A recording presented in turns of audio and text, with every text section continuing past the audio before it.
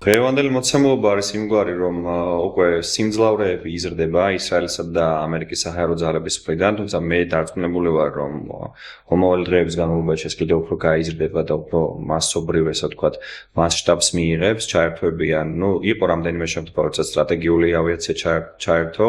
სტრატეგიული ბომბდამშენებზე მაქვს საუბარი, იყო B2-ების გამოყენების ფაქტი, იყო B1 ლანსერების გამოყენების ფაქტი, თუმცა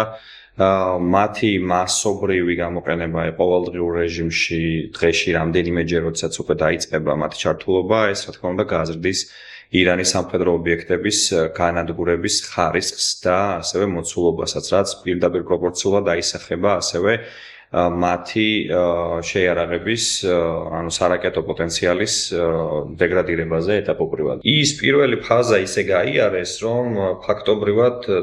ვერანაირი წინააღმდეგობა ვერ შეხვდა და ასევე ეს კონფლიქტი არის იმითაც აღსანიშნავი, რომ მასობრივად იქნა გამოყენებული F-15 თაობის თვითმფრინავები, F-15-ები და F-22-ები აი ამ სამხედრო ოპერაციის დაწყების პირველივე საათებში. რამაც შემდგომ, ესე ვთქვათ, ერთგვარი ბიძგი მისცა